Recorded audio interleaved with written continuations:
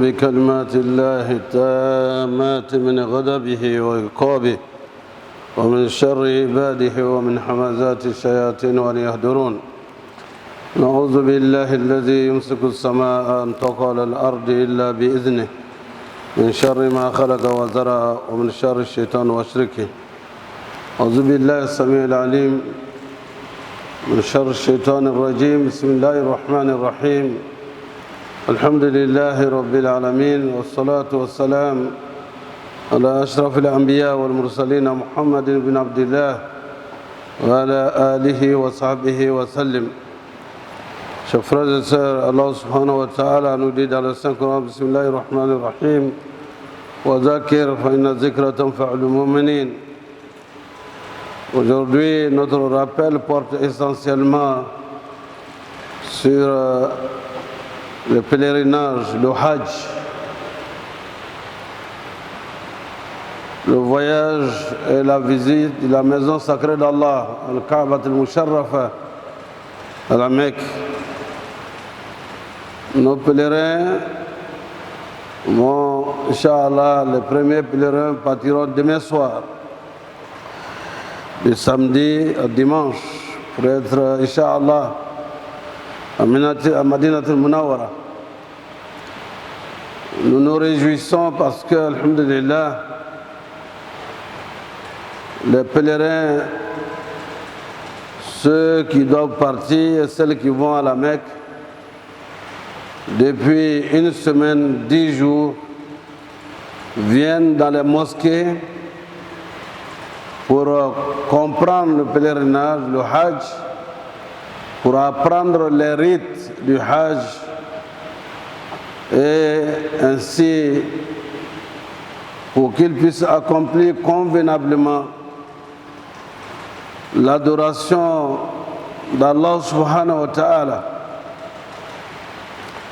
Cette obligation et cet appel auquel nos pèlerins vont répondre en disant ceci, Bismillahir Rahmanir Rahim, Alhamdulillah, salatu wassalam ala Rasulillah, Labbaik Allahumma labbaik, Labbaik la sharika laka labbaik, Innal hamda wa ni'mata laka wal mulk, La sharika lak. Mais voici, ô Seigneur Allah, mais voici, Seigneur, toute la louange à toi. Et tout le bonheur et toute la provision appartient à toi. Tu n'as point d'associé. Et le pèlerin doit le répéter. Mais voici, je viens répondre à ton appel. C'est par là que nous allons commencer le rappel. Tous les pèlerins ont suivi les cours. Ils ont posé des questions par rapport au séjour.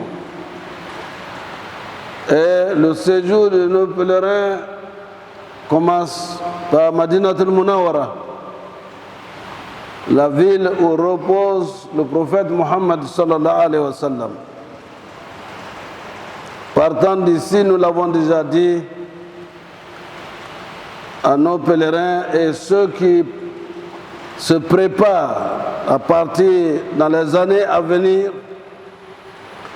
qu'Allah vous en donne les moyens, qu'il nous en donne les moyens, Inch'Allah. Même ceux qui ont déjà fait le pèlerinage peuvent encore faire partie d'autres personnes au pèlerinage. Et même si vous n'avez pas d'argent, ayez à l'esprit que c'est possible un jour que Allah vous appelle et que vous partiez accomplir le pèlerinage. Nous avons une mosquée en face du palais de justice.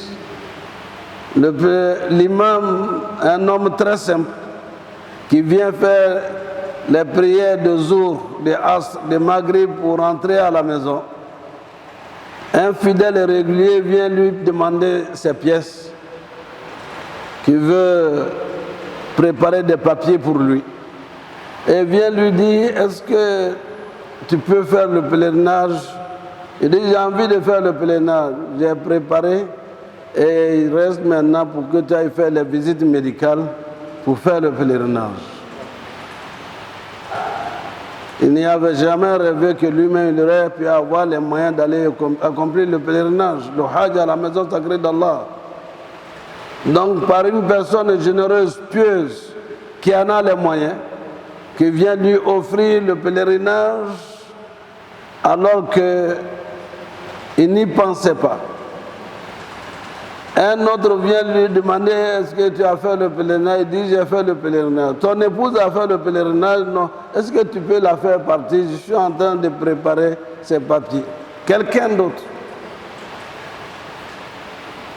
C'est Allah qui suscite et qui appelle. Si vous êtes appelé, vous êtes parmi les privilégiés d'Allah. Nous le sommes tous, mais particulièrement ceux qui vont répondre à cet appel. C'est pour cette raison que le verset nous interpelle, ceux qui vont faire le pèlerinage et nous-mêmes. Al-Hajj ashhurun ma'lumat, faman farada fihinna al-hajja fala rafasa, wala fusuka, wala jidala fil hajj. Alors, Allah subhanahu wa ta'ala dit ici, le pèlerinage, le Hajj à la maison sacrée d'Allah se fait dans des mois qui sont connus.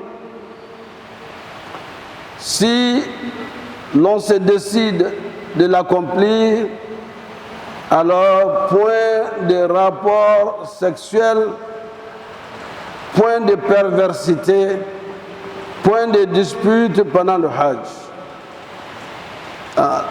Les règles morales à observer par le pèlerin sont ici demandées par Allah.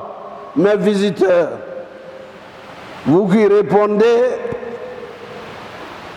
à mon appel, voilà les règles morales à observer en venant me rendre visite. Fala rafasa, point de perversité et point de comportement amoral et immoral. Et il n'y a pas de discussion et de dispute pendant que vous venez me rendre visite.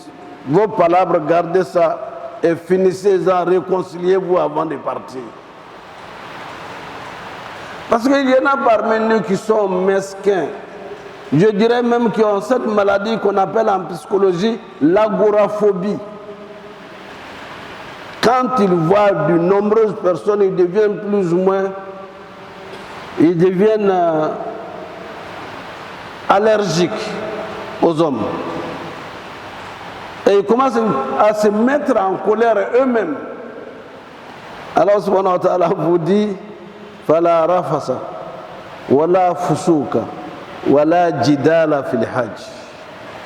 Si votre habitude, c'est de vous croire supérieur à tout le monde, discuter, insulter ça et là, Allah subhanahu wa ta'ala dit, chez moi, quand vous venez chez moi, maîtrisez votre cœur, maîtrisez votre langue, maîtrisez vos oreilles, maîtrisez vos mains, maîtrisez vos pieds pour venir et maîtriser vos parties intimes, vos sensations quand vous venez me rendre visite. Je comprends ici que le Seigneur du monde a commencé à nous préparer depuis le mois de Ramadan. À avoir la maîtrise de nous-mêmes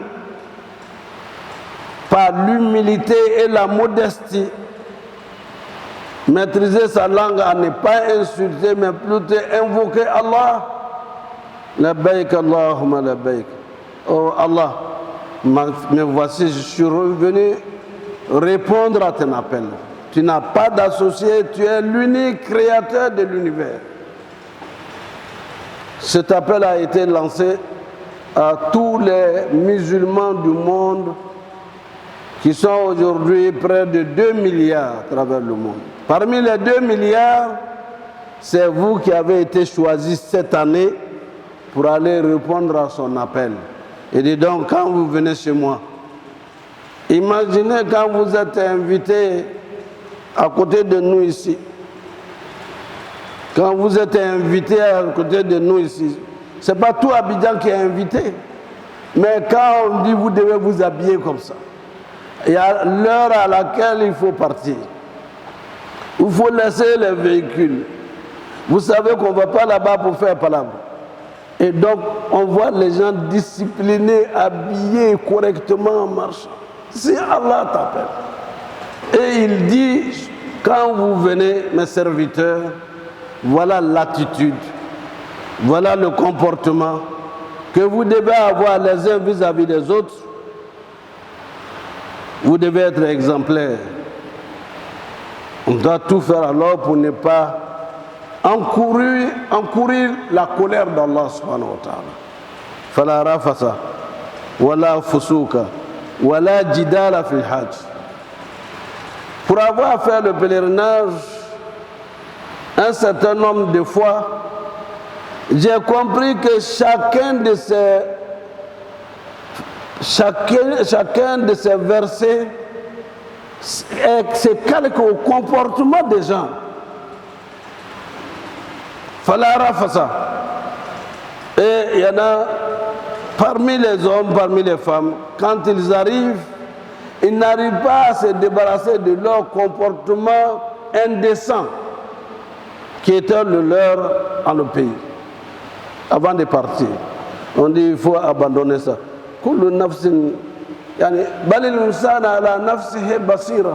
Chacun de nous se connaît. Il y en a qui le disent même, moi je me connais. Donc je ne veux pas qu'on me provoque parce que moi je me connais. Non, ici, je me connais en tant que serviteur d'Allah, en tant qu'esclave d'Allah. Tu es appelé à aller répondre à l'appel du Seigneur du monde. Le départ, c'est d'abord appeler la famille. C'est un voyage. On peut aller comme revenir et comme rester là-bas. On fait son testament et on donne des conseils à la famille. On pardonne à la famille, on demande à la famille de te pardonner et de faire des bénédictions pour toi. Parce que toi aussi, tu iras faire des bénédictions pour toute la famille. Des bénédictions et des prières pour toute la Côte d'Ivoire. Des prières et des bénédictions pour tous les musulmans dans le monde. Pour l'Afrique, pour notre sous-région, vous partez en tant qu'ambassadeur. Vous êtes appelé par celui qui répond et qui répond à tous les vœux. Le Seigneur de moi nous dit, appelez-moi, je vais répondre à votre appel. Demandez-moi ce que vous voulez, je vais répondre à votre appel. Alors, nous savons que chacun a des problèmes. En soi même des problèmes au niveau de la famille, au niveau du pays, au niveau. Faites, écrivez, pour ceux qui savent écrire, tout ce que vous avez comme souci pour vous et tout ce que je viens de citer. Pour aller devant le Seigneur du monde, procéder votre discours que vous avez préparé, vos doléances que vous avez préparées pour aller dire à Allah, je vais avoir la foi et je vais mourir musulman pieux et sincère. Allah, préserve-moi, préserve ma famille, mes enfants, mon épouse et mes épouses s'il y en a. Allah, assure-moi mon bonheur, ma pitance dans ce monde d'ici-bas et accorde-nous, moi et ma famille, le paradis des vertus serviteurs. Allah, mes enfants, je te demande qu'ils soient mes héritiers dans la foi et dans la voie de l'islam. Et que toute ma généalogie soit soumise à toi. Sayyidina Ibrahim, c'est ce qu'il a fait dans son appel à Allah, au pied de la Kaaba.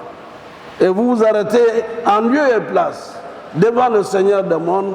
Votre discours ne doit pas être pour dire j'ai faim, il faut me donner à manger. J'ai faim, tout ce que vous avez comme besoin, écrivez-le. Je suis malade, j'ai laissé un malade derrière moi. J'ai laissé mes affaires, je te les confie parce que je ferai toujours la zakat pour te faire plaisir, pour ce que tu m'as demandé en tant que fidèle, en tant qu'esclave, en ton nom, Seigneur du monde. Et ça, c'est important. Il ne s'agit pas de l'avoir, mais une fois que vous arrivez, lisez ce que vous avez comme souci, comme préoccupation devant le Seigneur du monde. Vous allez voir au retour qu'il répondra certaines doléances avant que vous n'arriviez. Il viendra répondre devant vous quand vous serez de retour à certaines doléances que vous avez formulées devant Allah. Et il y a des doléances qu'il va peut-être, il va aussi répondre 1 an après, 2 ans après, 3 ans après, jusqu'à ce que vous dites, j'avais demandé ça à Allah. En faisant en sorte que ce que nous demandons soit en adéquation avec ce que le Seigneur du monde nous enseigne de faire. Vous arrivez donc à Médine, Madinat al-Munawwara. Il vous a déjà été expliqué par nos encadreurs ici à la mosquée, à leur tête, l'imam Youssouf. Et ils vous ont dit tout ce qu'il y a à dire, tout ce qui est nécessaire à savoir. Vous arrivez à Madinat al-Munawwara, vous êtes acheminé chez vous, dans vos hôtels. Vous venez ensuite faire 2 rakats à la mosquée du prophète sallallahu alayhi wa sallam, la deuxième mosquée après la mosquée de la Kaaba. Une prière dans cette mosquée vaut 1000 prières dans nos mosquées. Et une prière à la mosquée de la Kaaba fait 100 000 prières dans notre mosquée. Si vous voulez avoir un bonus inégalé, alors vous arrivez, vous continuez à faire les prières, mais il y a ce qu'on appelle ziyarat. Vous venez rendre visite au prophète sallallahu alayhi wa sallam, et il a dit, avant de partir d'ici, quand vous me saluez, je vous réponds à haute et intelligible voix que vous n'entendez pas, certes, mais le prophète sallallahu alayhi wa sallam répond à toutes les prières, toutes les salutations qu'on lui adresse à travers le monde. Et vous viendrez le saluer. Vous ne pouvez pas vous imaginer le degré de l'émotion qui habite le fidèle lorsqu'il vient en face du prophète le saluer. Et ensuite, il passe à côté pour saluer son compagnon Abu Bakr Siddiq, radiallahu anhu. Ensuite, Omar bin Khattab, radiallahu anhu. Et ensuite, Ousmane bin Affan. Ces compagnons qui ont tout donné à Allah pour accompagner le prophète Mohammed sallallahu alayhi wa sallam dans sa mission, on vient leur rendre visite. Mais on ne vient pas tendre la main au prophète. Le prophète, il faut me donner ça, il faut me donner la santé, il faut me donner la richesse. Non. On vient prier pour le repos de son âme et le remercier pour ce qu'il a fait pour la Oumma. Depuis son départ jusqu'à aujourd'hui, l'héritage qu'il nous a laissé. L'héritage que le prophète nous a laissé, sallallahu alayhi wa sallam, un héritage inégalé, c'est l'islam. Tout le bonheur dont nous jouissons, c'est l'héritage que le prophète sallallahu alayhi wa sallam nous a laissé, la mission que le Seigneur du monde lui a confiée. Donc, chers frères et sœurs, vous allez rester à Madinat al-Munawwara. Il vous sera possible d'aller à la première mosquée que le prophète a construite. Il a participé lui-même physiquement à transporter les pierres et être l'architecte de l'œuvre de cette mosquée. Et il commençait les prières. Dans cette mosquée, lorsque vous faites 2 rakats, Allah vous donne comme récompense le salaire de celui qui a fait une umrah. Mais quand c'est pendant le mois de Ramadan, c'est comme si vous avez fait un pèlerinage. Ainsi, chers frères et sœurs, la visite, la ziyara de cette mosquée se fera avec ceux qui vont vous guider, les guides. Et ensuite, vous aurez la possibilité également d'aller rendre visite aux Shuhada Uhud, les martyrs de Uhud. Et Ce sont ceux-là, plus de 70 personnes qui sont tombées dans la bataille de Uhud sur l'attaque des ennemis de l'islam qui sont venus de la Mecque, voulant tuer le prophète sallallahu alayhi wa sallam, et beaucoup ont perdu leur vie. La bataille de Uhud, d'autres occasions seront là pour l'expliquer, mais les guides vous expliqueront également les parties émouvantes. Ça vous aide à vous engager davantage au service de l'islam. Il y a encore quelques années, quand Allah subhanahu wa ta'ala nous dit dans le Saint-Coran, La tahsabanna allazina qutilu fi sabilillah bal ahya'un 'inda rabbihim yurzaqun. Ne croyez pas que ceux qui sont morts dans le sentier de Dieu sont des morts sans vie seulement. Non, ils sont vivants auprès d'Allah et récompensent un salaire continu. Une grande pluie a dégagé de la terre et on a vu le corps de ceux qui sont morts quand le prophète était encore là, sallallahu alayhi wa sallam, dans cette bataille. Et il y avait des traces de sang frais sur le corps de certains. Il y a encore quelques années. Pour dire qu'à un certain niveau de l'islam, d'engagement aux côtés du prophète sallallahu alayhi wa sallam, ces corps-là ne sont pas mangés par la terre, ne retournent pas à la terre. Ils vont se réveiller le jour indiqué par Allah. Et chers frères et sœurs, c'est ça aussi la bénédiction de certaines personnes. S'ils doivent mourir, qu'Allah leur donne la possibilité de mourir à côté du prophète sallallahu alayhi wa sallam pour être enterrés là. Ainsi, la visite des mosquées, n'est-ce pas, qui portent le nom de certains compagnons du prophète sallallahu alayhi wa sallam, où ils faisaient leur pique-nique.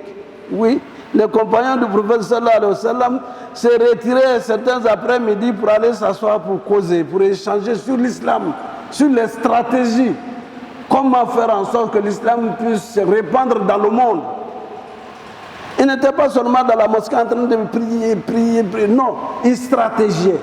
Comment l'islam va envahir, va s'étendre dans le monde connu et inconnu d'eux-mêmes. C'était le sens de leur discussion et de leur méditation, de leurs échanges. Ces lieux également, vous aurez l'occasion de visiter ces lieux. Et nous prions Allah subhanahu wa ta'ala qui vous donne à tous et à toutes l'opportunité d'aller à Madinatul Munawwara. Et quelques jours, ça peut être 3 jours, ça dépend des circonstances. Cette année, c'est le premier pèlerinage vers la fin de Covid. C'est pourquoi le nombre a été réduit. Et vous qui partez donc, c'est un voyage test. Nous prions Allah que votre voyage soit un voyage de bonheur total et qu'il vous aide, Inch'Allah, à faire un pèlerinage pieusement accompli. Al-Hajj al-Mabrur laysa lahu jaza'un illa al-Jannah. Un pèlerinage pieusement accompli n'a de salaire que le paradis. Qu'Allah nous accorde à tous le paradis, Inch'Allah. Chers frères et sœurs, après, lorsque vous finissez votre séjour, toujours en compagnie des guides qui vont vous expliquer, n'est-ce pas, le sens des choses et ce qu'il faut faire et ce qu'il ne faut pas faire. À la fin, vous allez au lieu de sacralisation. Ils vous ont déjà expliqué, on peut faire la grande ablution et porter l'habit de sacralisation à la maison, à l'hôtel, mais quand vous arrivez au lieu même de prendre l'intention de faire les 2 rakats, ce serait là, au lieu qu'on appelle Abiyar Ali ou Zul Hulayfa, vous venez là pour faire, n'est-ce pas, les 2 rakats.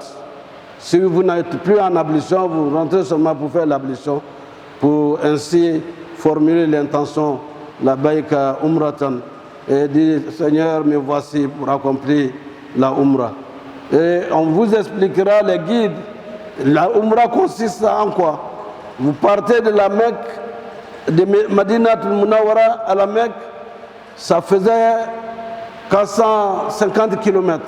Mais avec la nouvelle voie, ça n'atteint pas ce nombre de kilométrages, mais peu importe.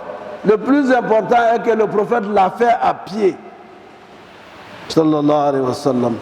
Et d'autres pèlerins ont parcouru cela à pied, sur des pistes, sous un soleil d'au moins 45 degrés, de jour comme de nuit. Vous êtes privilégiés. Alhamdulillah Rabbil Alamin. Allah subhanahu wa ta'ala nous a permis de développer les sciences de la communication, du transport, et cela s'est fait aujourd'hui en une journée de la Mecque, de Madinat al-Munawwara, vous étiez à la Mecque. Mais toujours gardez à l'esprit que ce n'est pas un tourisme, mais c'est plutôt un voyage à aller rendre et répondre à l'appel d'Allah. Soyez dans cet esprit, dans vos invocations, dans vos prières. Et une fois que vous arrivez à la Mecque, vous serez hébergés dans les hôtels et vous partirez cette fois-ci pour aller, n'est-ce pas, faire la Umrah, le petit pèlerinage. Il vous sera expliqué, il vous a été déjà expliqué que cela consiste à aller faire la circumambulation autour de la Kaaba 7 fois. Et il y a Makama Ibrahim, vous vous arrêtez pour faire 2 rakats. Vous faites des prières, des invocations et des vœux. Et de là, vous pouvez prendre de l'eau de Zamzam que vous buvez avant de continuer, Masha'Allah, entre Safa et Marwa. Tout cela, c'est un ensemble de récits et d'histoires et de mémoires sur le passé de l'islam. Ce que vous faites, c'est ce que le prophète a fait, sallallahu alayhi wa sallam. Et ainsi, vous faites Safa et Marwa et vous finissez, n'est-ce pas, par toujours faire des prières et des invocations. Quand vous entrez à l'hôtel, ce qui reste, c'est de prier et d'aller à la prière à la mosquée régulièrement. Régulièrement. Les marchés sont là. Une fois que vous y pénétrez et vous commencez à passer 1 heure, vous allez passer votre temps dans les marchés. Or, le marché où personne ne sort perdant, c'est aller à la Kaaba. Une prière qui fait 100 000 prières chez nous. Vous le faites pour prier pour tout le monde, pour vous-même. Et qu'Allah exauce vos prières, qu'il nous guide dans le droit chemin, qu'il nous guide dans le chemin de ceux qui l'ont accumulé de ses bienfaits. أقول قولي هذا واستغفر الله لي ولكم ولسائر المسلمين من كل ذنب فاستغفروه إنه هو الغفور